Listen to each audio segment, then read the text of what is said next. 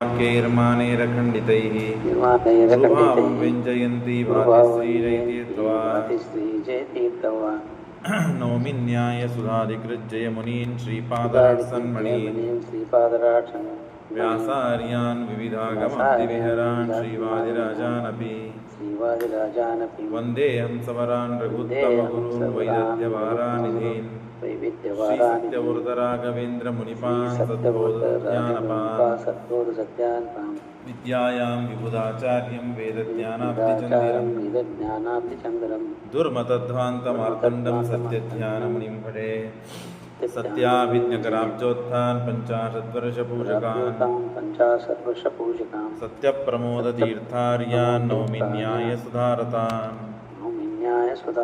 शास्त्रेषु पारदर्श्वानं शास्त्रज्ञेषु च वत्सलं दीनभक्तोद्धारकरं सत्यात्मानं गुरुं भजे विद्यापीठविधातारं विद्यावारिधिचन्दिरं विद्यार्थिवत्सलं वन्दे महामहिमसद्गुरुं आपादमूलिपर्यन्तं गुरूणाम् आकृतिं स्मरेत् तेन विघ्नाः प्रणश्यन्ति सिद्ध्यन्ति च मनोरथाः.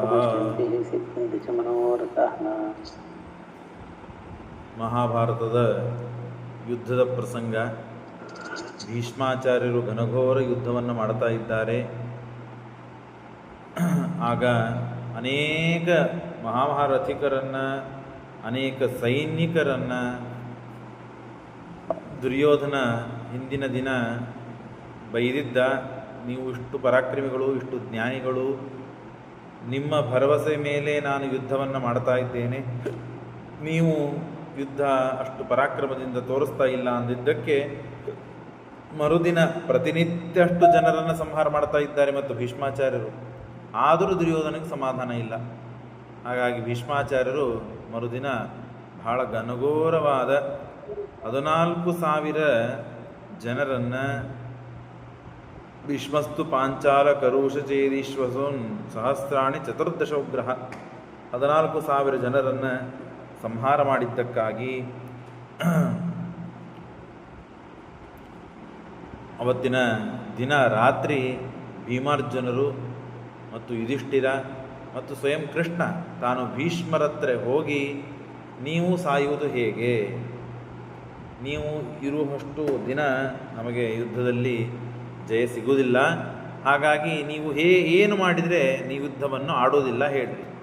ಏನಿಲ್ಲ, ಹೆಣ್ಣು ಮುಂದೆ ಬಂದರೆ ನಾನು ಯುದ್ಧವಾಡೋದಿಲ್ಲ, ಗಂಡು ಮೊದಲಿಗೆ ಹೆಣ್ಣಿದ್ದಾಗ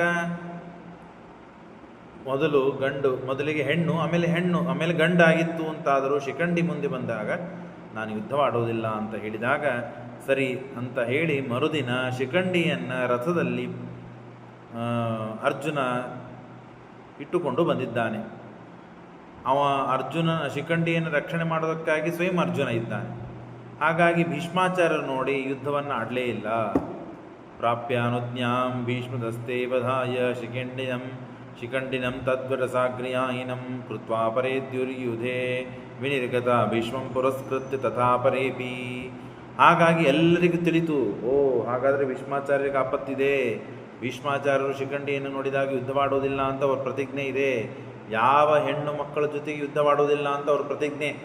ಹಾಗಾಗಿ ಶಿಖಂಡಿ ಹಿಂದೆ ತಾನು ಹೆಣ್ಣೆ ಆಗಿದ್ದ, ಈಗ ಗಂಡ ಆಗಿದ್ದಾನೆ. ಹಾಗಾಗಿ ಶಿಖಂಡಿಯನ್ನು ರಕ್ಷಣೆ ಮಾಡಲಿಕ್ಕೆ ಸ್ವಯಂ ಫಲ್ಗುನ ಇದ್ದಾನೆ. ಶಿಖಂಡಿನೋ ರಕ್ಷಕ ಫಲ್ಗುನೋ ಭೂತ್ ಭೀಷ್ಮಸ್ಯ ದುಶ್ಯಾಸನ ಆಸಜಾಗ್ರೇ ಅನ್ಯೇ ಚ ಸರ್ವೇ ಜಗುಬುರ್ ಭೀಷ್ಮಮೇವ ನ್ಯವಾರಯದ್ ಭೀಮಸೇನಾದಯಶ್ಚ.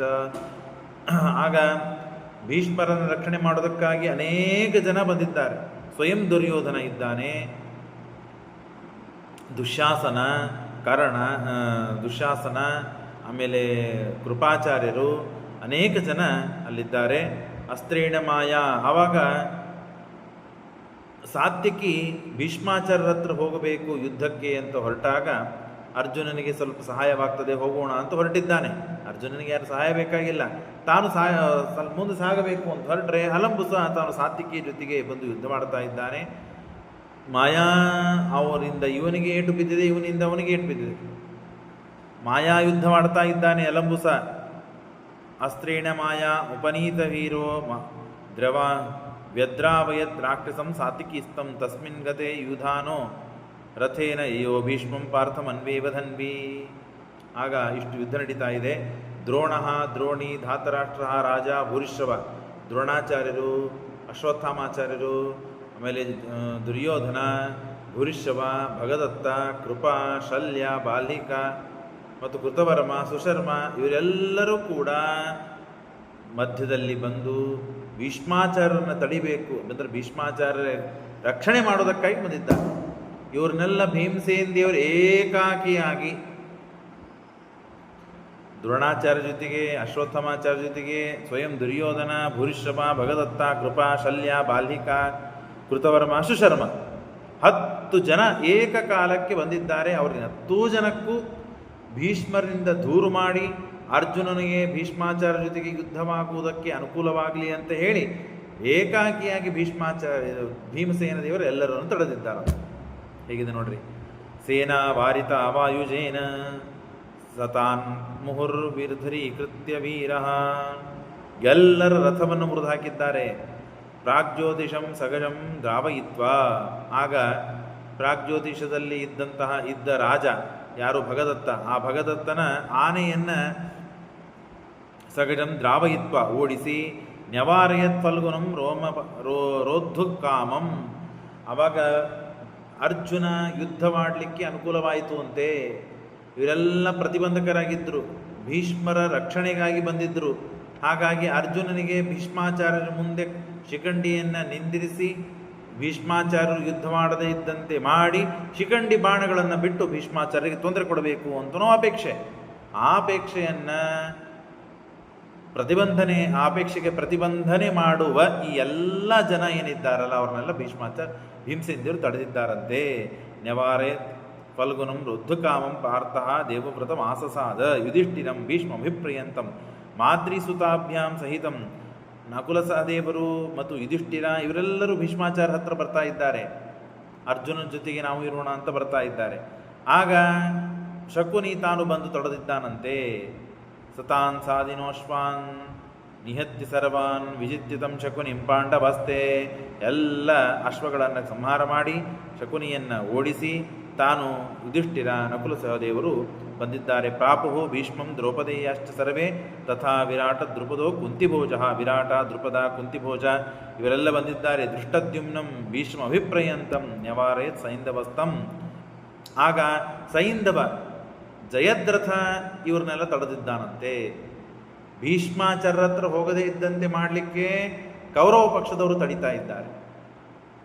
ಅರ್ಜುನ ಭೀಷ್ಮಾಚಾರ್ಯರ ಹತ್ರ ಹೋಗಲಿಕ್ಕೆ ಇವ್ರನ್ನೆಲ್ಲ ಭೀಮಸೇನ ದೇವರು ತಡೆದು ಓಡಿಸಿ ಅರ್ಜುನನಿಗೆ ಭೀಷ್ಮಾಚಾರ್ಯರ ಹತ್ರ ಹೋಗಲಿಕ್ಕೆ ಹಾದಿಯನ್ನು ಮಾಡಿಕೊಡ್ತಾ ಇದ್ದಾರೆ. ಹೀಗೆ ಪ್ರಸಂಗ ನಡೀತಾ ಇದೆ. ದೃಷ್ಟದ್ಯುಮ್ನಂ ಭೀಷ್ಮ ವಿಪ್ರಯಂತಂ ನ್ಯವಾರಯ ಸೈಂಧವಸ್ತಂ ಸಬಾಣೈಃ ಹತಾಶ್ವಸೂತಂ ಸ ಗಣಂ ದ್ರಾವಯಿತ್ವಾ ಸಮಾಸದತ್ ಭೀಷ್ಮ ಇವಾಶು ವೀರಃ. ಗುಪ್ತೋತ ಪಾರ್ಥೇನ ರಣೇಶ ಕಂಡಿನಿ ಭೀಷ್ಮಂ ಸಮಾಸಾಧ್ಯ ಶರೈ ಸತಾಡಯತ್. ಆಗ ಏನೋ ಮಾಡಿ ಸಾತ್ಯಕಿ ಅಲಂಬುಸ ಯುದ್ಧ ನಡೀತಾ ಇದೆ. ಅಲಂಬುಸನನ್ನು ಓಡಿಸಿ ಸಾತ್ಯಕಿಯನ್ನು ಬಿಡಿಸಿ ತಾನು ಅರ್ಜುನ ಬರಬೇಕು ಅಂತ ಮುಂದೆ ಬಂದಿದ್ದಾನೆ. ಆಗ ಮತ್ತು ಭೀಷ್ಮಾಚಾರ್ಯರಿಗೆ ಶಿಖಂಡಿ ಮತ್ತು ಅರ್ಜುನ ಮುಂದೆ ಕಂಡಿದ್ದಾರಂತೆ. ಶಿಖಂಡಿ ಮತ್ತು ಭೀಷ್ಮಾಚಾರ್ಯರು ಮುಂದೆ ಕಂಡಿದ್ದಾರೆ.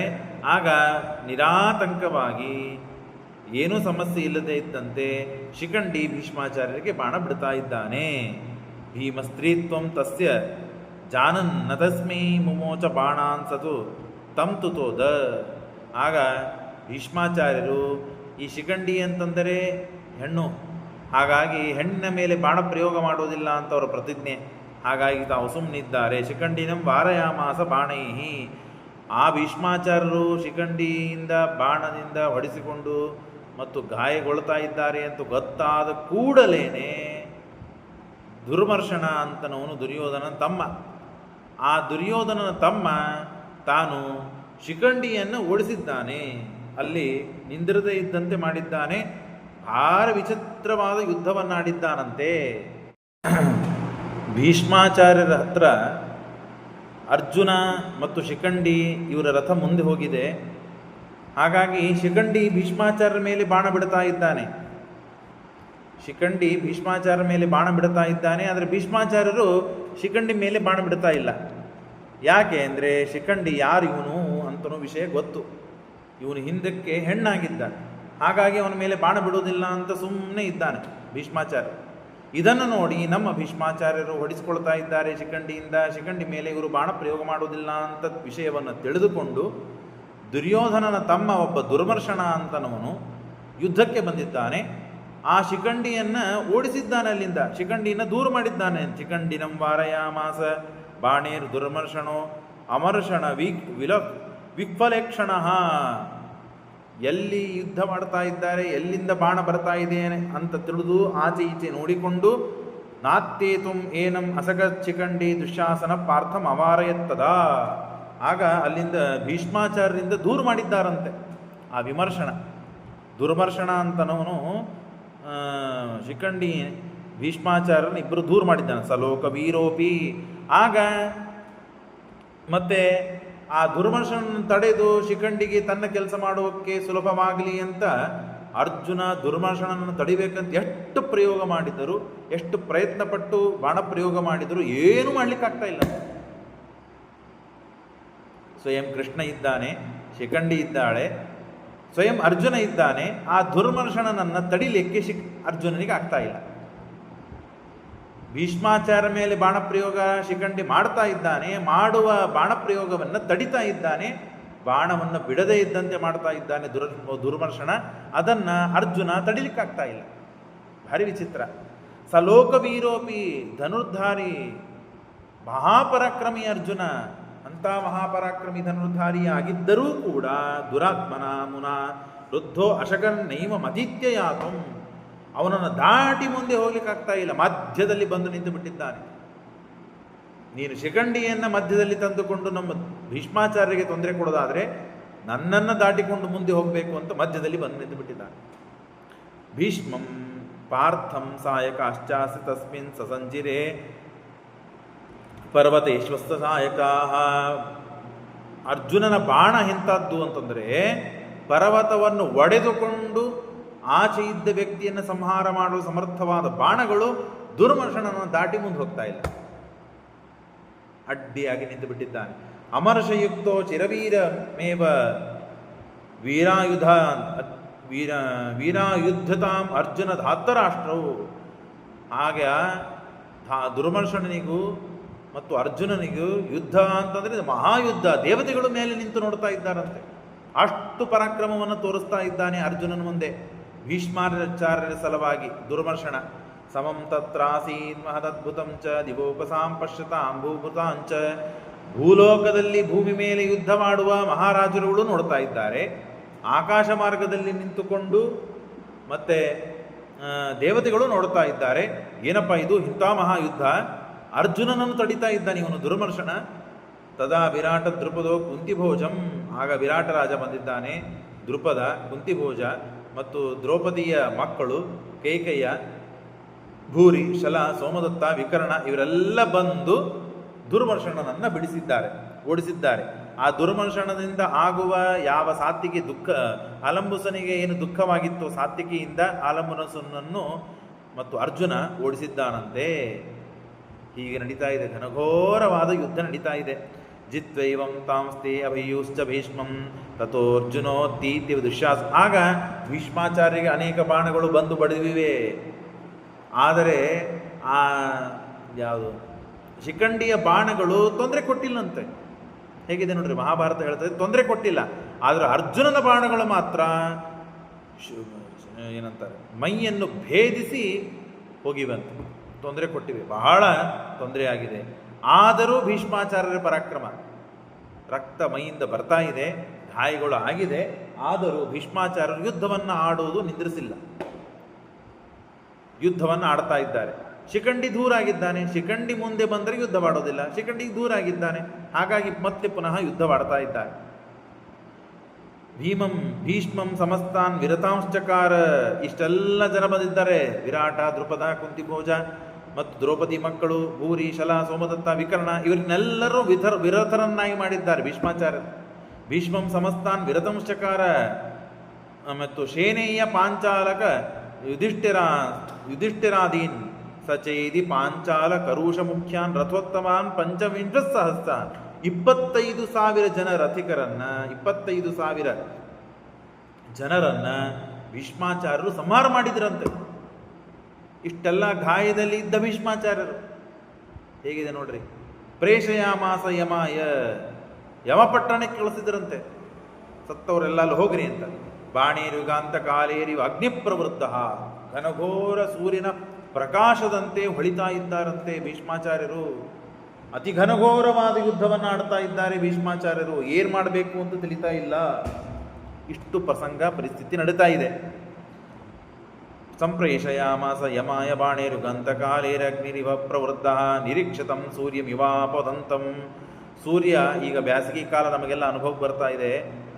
38-40 ಬಿಸಿಲಿದ್ದರೆ ನಮಗೆ ಬಾಯೆಲ್ಲ ಒಣಗಿ ಮೈಯಲ್ಲಿ ನೀರಿಲ್ಲ, ತಸ್ತರಾಗಿ ನಿರ್ವಿಣ್ಯರಾಗಿ ಬಿದ್ದಿದ್ದೀವಿ ಅಂತ. ಅಷ್ಟು ಬಿಸಿಲು. ಆ ಬಿಸಿಲಿನಲ್ಲಿ ಮತ್ತೆ ಭೀಷ್ಮಾಚಾರ್ಯರು ಸೂರ್ಯನಕ್ಕಿಂತಲೂ ಹೆಚ್ಚಿನ ಪ್ರಕಾಶವನ್ನೇ, ಸೂರ್ಯನಂತೆ ಪ್ರಕಾಶವನ್ನು ಹೊಳಿತಾ ತಾವು ಅಲ್ಲಿ ನಿರೀಕ್ಷಿತಂ ಸೂರ್ಯಮಿವಾಪದಂತಂ ಸಂಚೋದಿತ ವಾಸುದೇವೇನ ಪಾರ್ಥ. ಇಷ್ಟು ಅದ್ಭುತವಾದ ಪರಾಕ್ರಮವನ್ನು ತೋರಿಸ್ತಾ ಇದ್ದ ಭೀಷ್ಮಾಚಾರ್ಯರಿಗೆ ಇನ್ನೇನಾದರೂ ವ್ಯವಸ್ಥೆ ಮಾಡಲಿಲ್ಲ ಅಂತ ಆದರೆ ನಾವು ಯುದ್ಧವನ್ನು ಗೆಲ್ಲಲು ಸಾಧ್ಯವೇ ಇಲ್ಲ ಅಂತ ಅರ್ಜುನನಿಗೆ ಸೊನ್ನೆ ಮಾಡಿ ಪರಮಾತ್ಮ ಅವರ ಸಂಹಾರ ಇನ್ನ ಮೇಲೆ ಆಗಬೇಕು ಅಂತನ್ನೋದಾಗಿ ಸೂಚನೆ ಮಾಡ್ತಾ ಇದ್ದ. ಚಿಚ್ಛೇದ ತಚ್ಚೇವ ಮಷ್ಟೋ. ಆಗ ಅರ್ಜುನ ಹೇಗೋ ಗುದ್ದಾಡಿ ಬಂದು ಭೀಷ್ಮಾಚಾರ್ಯರ ಮುಂದೆ ಬಂದು ನಿಂತ. ಕೃಷ್ಣ ಕರೆದುಕೊಂಡು ಬಂದ. ಆಗ ಭೀಷ್ಮಾಚಾರ್ಯರ ಧನುಸ್ಸನ್ನು ಮುರಿದು ಹಾಕಿದ್ದಾನೆ.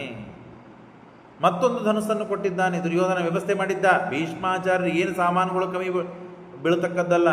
ಧನುಸ್ಸಂದ್ರೆ ಧನುಸ್ಸ, ರಥ ಅಂದರೆ ರಥ, ಆಯುಧಗಳಂದ್ರೆ ಅಸ್ತ್ರಶಸ್ತ್ರಗಳು, ಏನು ಬೇಕು ಎಲ್ಲ ಅವರು ಹಿಂದೆ ಇರಬೇಕು ಅಂತ ಹೇಳಿ ಎಲ್ಲ ವ್ಯವಸ್ಥೆ ಮಾಡಿಟ್ಟ. ಹಾಗಾಗಿ ಒಂದು ಧನುಸ್ಸು ಮುರಿತು, ಮತ್ತೊಂದು ಧನುಸ್ಸು ಕೊಟ್ಟ. ಹೀಗೆ 8 ಧನುಸ್ಸನ್ನು ಮುರಿದು ಹಾಕಿದ್ದಾನಂತೆ. ಮುರಿದು ಶಕ್ತಿಯಸ್ತ್ರವನ್ನು ಮುರಿದು ಹಾಕಿದ್ದಾನೆ. ಆಮೇಲೆ ಗದೆಯನ್ನು ಧನುಷಿ ದತ್ತಾನ್ ರಬಿರ್ರಭಸ್ಯ ಸರ್ವಾಣಿ ಚಿಚ್ಛೇದ, ಎಲ್ಲ ಆಯುಧಗಳನ್ನು ಅಸ್ತ್ರಶಸ್ತ್ರಗಳನ್ನು ಮುರಿದು ಹಾಕಿದ್ದಾನೆ ಅರ್ಜುನ. ತತಶ್ಚರೈ ಸೂರ್ಯ ಕರಪ್ರಕಾರೈ ವಿವ್ಯಾದ ಸರ್ವೇ ಚ ಯುಧಿಷ್ಠಿರಾದ್ಯಾ. ಆಗ ಅರ್ಜುನನೂ ಬಾಣ ಬಿಡ್ತಾ ಇದ್ದಾನೆ ಭೀಷ್ಮಾಚಾರ್ಯರ ಮೇಲೆ, ಮತ್ತು ಯುಧಿಷ್ಠಿರ ಉಳಿದೆಲ್ಲರೂ ಕೂಡ ಬಾಣಗಳನ್ನು ಬಿಡ್ತಾ ಇದ್ದಾರಂತೆ. ಬಾಣ ಬಿಟ್ಟಿದ್ದು ಎಲ್ಲಿ ಹೋಗ್ಬೇಕು, ಅದೆಲ್ಲ ಮೈ ಬಂದು ಬಡಿತಾ ಇದೆ. ಅರ್ಜುನನ ಬಾಣ ಅಂತಂದರೆ ಮಹಾ ಘನಘೋರದು. ಧನುಂಸಿ ದತ್ತ ನಿರಭಿರ್ಭಸ್ಯ ಸರ್ವಾಣಿ ಚಿಚ್ಛೇದ ಸಪಾಕಶಾಸರಿ ತತಃ ಚರೈ ಸೂರ್ಯ ಕರಪ್ರಕಾರೈ. ಸೂರ್ಯ ಅಸ್ತಂಗತನಾಗ್ತಾ ಇದ್ದಾನೆ. ಸೂರ್ಯ ಅಸ್ತಂಗತನಾಗ್ತಾ ಇದ್ದಾಗಲೇ ಭೀಷ್ಮಾಚಾರ್ಯರು ಅಸ್ತಂಗತರಾಗ್ತಾ ಇದ್ದಾರೆ. ಮೈಗೆಲ್ಲ ಬಂದು ಬಾಣಗಳು ಬಂದು ಬಡಿತಾ ಇವೆ. ಹಾಗೆ ಮೈಯಲ್ಲೇನೆ ಸೇರಿಕೊಂಡು ಬಿಟ್ಟಿವೆ, ಕುತ್ತಿದೆ. ಹಾಗೆ ರೋಮಕ್ಕೆ ಬಾಣಗಳನ್ನು ಹೊಡೆದಿದ್ದಾನೆ ಅರ್ಜುನ. ಆಗ ಭೂಮಿ ಮೇಲೆ ಬಾಣ ಸಮೇತರಾಗಿ ಬಂದು ಬಿದ್ದಿದ್ದಾರೆ. ಪೂರ್ವಕ್ಕೆ ತಲೆ ಮಾಡಿ ತಾವು ಬಿದ್ದಿದ್ದಾರೆ. ದಕ್ಷಿಣಾಯನ ಇದೆ, ಉತ್ತರಾಯಣ ಬರುವವರೆಗೂ ನಾನು ಪ್ರಾಣ ಬಿಡೋದಿಲ್ಲ ಅಂತ ಸಂಕಲ್ಪ. ಹಾಗಾಗಿ ಹಾಗೆ ಇದ್ದಾರೆ. ನಿಪಾದಿತೇಸ್ಮಿನ್ ಮಾರುತಿ ದ್ರೋಣ ಮುಖ್ಯಾನ್. ಭೀಮಸೇನ್ ದೇವರು, ದ್ರೋಣಾಚಾರ್ಯರು ಇವರೇ ಮೊದಲಾದವರು ಎಲ್ಲರೂ ಓಡಿ ಬಂದಿದ್ದಾರಂತೆ. ಭೀಷ್ಮಾಚಾರ್ಯರು ತಳಗೆ ಬಿದ್ದಿದ್ದಾರೆ ಅಂತ ಓಡಿ ಬಂದಿದ್ದಾರಂತೆ. ತಥಾಯುಧಾನಿ ಪ್ರಣಿದಾಯ ವೀರಾ ಪಾರ್ಥಾ ಪರೇ ಚೈನ್ನಂ ಉಪಾಸದೀನ್ ಸ. ಬಂದು ನಮಸ್ಕಾರ ಮಾಡಿ ಪ್ರಣಮ್ಯ ತದ್ವಚನಾತ್ ಸಮೀಯುಸ್ತಸ್ಮಿನ್ ದಿನೇ ಶಿಬಿರಾಣ್ಯೇವ. ನಮಸ್ಕಾರ ಮಾಡಿ ಎಲ್ಲರೂ ತಮ್ಮ ಶಿಬಿರಗಳಿಗೆ ಹೋಗಿದ್ದಾರೆ. ಮರುದಿನ ಬೆಳಿಗ್ಗೆ ಪರೇ ದಿನೇ ಸರ್ವ ಏವೋಪತಸ್ತುರ್ಭೀಷ್ಮಂ ಯದೂನಾ ಪತಿನಾ ಸಹೇವ. ಕೃಷ್ಣ ಭೀಷ್ಮಾಚಾರ್ಯ ಹತ್ರ ಕರೆದುಕೊಂಡು ಬಂದು, ಭೀಷ್ಮಾಚಾರ್ಯರು ಬಾಣದ ಮೇಲೆ ಇದ್ದಾಗ ತಲೆ ಹೀಗೆ ಬಿದ್ದುಬಿಟ್ಟಿದೆ ತಳಗಡೆ. ಆ ತಲೆಗೆ 2 ತಲ್ದಿಂ ಥರ ವ್ಯವಸ್ಥೆ ಮಾಡಲಿಕ್ಕೆ 2 ಬಾಣಗಳನ್ನು ಹೊಡಿಲಿಕ್ಕೆ ಹೇಳಿದ್ದಾರೆ. ಅರ್ಜುನನಿಗೆ ಬಾಣಗಳನ್ನು ಹೊಡೆದಿದ್ದಾನೆ. ಬಹಳ ಬಾಯಾರಿಕೆಯಾಗಿದೆ. ತಲ್ದಿಂ ಬೇಕು ಅಂದರೆ ಇವರೆಲ್ಲ ಶಿಬಿರಕ್ಕೆ ಹೋಗಿ ತಲ್ದಿಂ ತೊಗೊಂಬರ್ಲಿಕ್ಕೆ ಹೋಗ್ಯಾರ ಹುಚ್ಚರು, ದುರ್ಯೋಧನಾದಿಗಳು. ಕೃಷ್ಣ ಹೇಳಿದ ಅರ್ಜುನನಿಗೆ ಆಗಿಂದಾಗ ವ್ಯವಸ್ಥೆ ಮಾಡಿ ಅದನ್ನು ಮ್ಯೂಟ್ ಮಾಡ್ರಿ, ಮ್ಯೂಟ್ ಮಾಡ್ರಿ ಜೋಶಿ ಅವರು.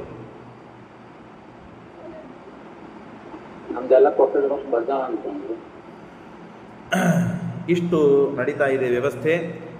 ಆಗ ಅರ್ಜುನನಿಗೆ ಬಹಳ ಬಾಯಾರಿಕೆಯಾಗಿದೆ, ನೀರಡಿಕೆಯಾಗಿದೆ.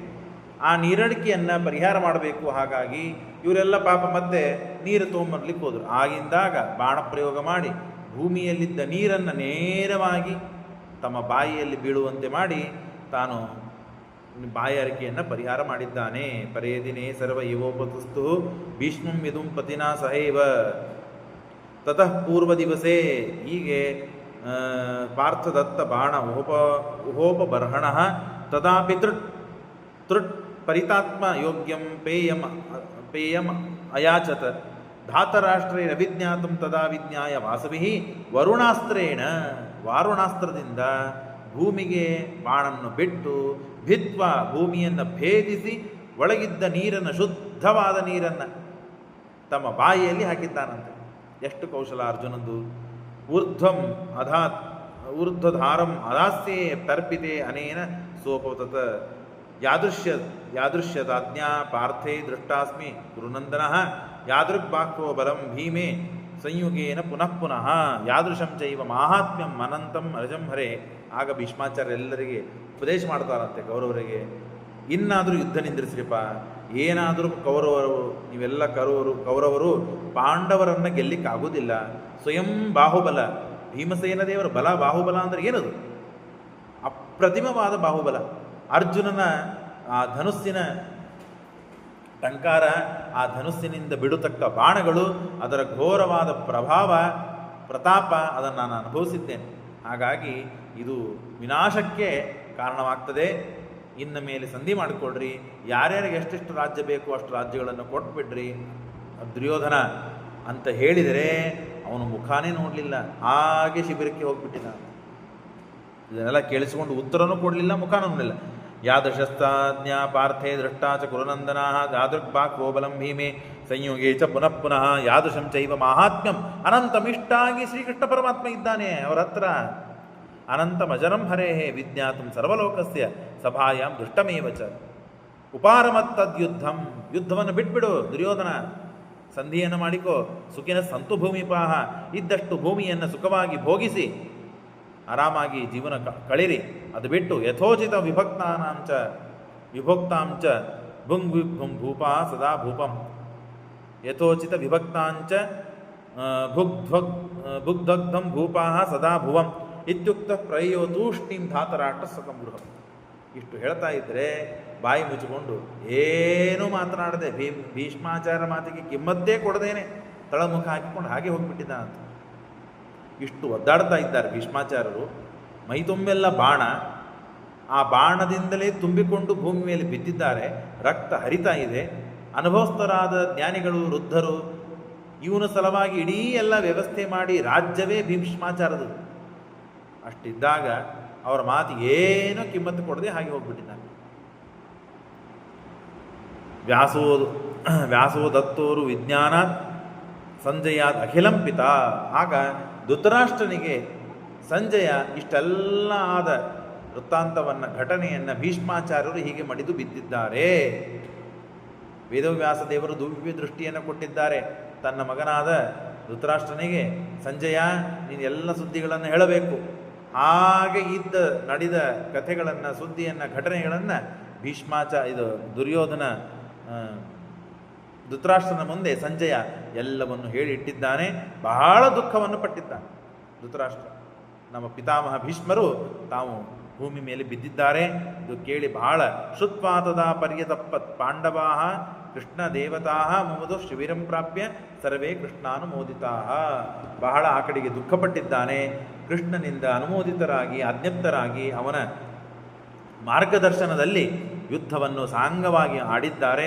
ಎಲ್ಲರೂ ಸಂತೋಷಪಟ್ಟು ಇನ್ನು ಮೇಲೆ ನಮಗೆ ಯಾರೂ ಅಡ್ಡಿ ಇಲ್ಲ, ಇನ್ನು ಮೇಲೆ ಯುದ್ಧವನ್ನು ನಾವು ಗೆಲ್ಲಬಹುದು. ಭೀಷ್ಮಾಚಾರ್ಯರು ಮಹಾಪರಾಕ್ರಮಿಗಳು. ಅವರಿಂದಾಗಿ ಯುದ್ಧವನ್ನು ಆಡೋದು ಬಹಳ ಕಠಿಣ ಇತ್ತು. ನಾವು ಮಾಡುವ ಯುದ್ಧಕ್ಕೆ ಅಡ್ಡಿ ಮಾಡ್ತಾ ಇದ್ದರು ಮತ್ತು ತಾವು ಸೈನ್ಯವನ್ನು ಸಂಹಾರ ಮಾಡ್ತಾ ಇದ್ದರು. ಹಾಗಾಗಿ ಅವರು ಭೂಮಿ ಮೇಲೆ ಬಿದ್ದಿದ್ದಾರೆ. ಇನ್ನು ಮೇಲೆ ನಮ್ಮ ಯಾವ ಯುದ್ಧಕ್ಕೆ ತೊಂದರೆ ಇಲ್ಲ ಅಂತ ಹೇಳಿ ಸಂತೋಷದಿಂದ ಕೃಷ್ಣ, ಪಾಂಡವರು ಎಲ್ಲರೂ ತಾವು ಶಿಬಿರಕ್ಕೆ ಹೋಗಿದ್ದಾರೆ. ಶ್ರೀಕೃಷ್ಣ ಅರ್ಪಣಮಸ್ತು. ಇಲ್ಲಿಗೆ ಭೀಷ್ಮ ಪರ್ವ ಮುಗಿತು. ಇನ್ನು ಮೇಲೆ ದ್ರೋಣ ಪರ್ವ.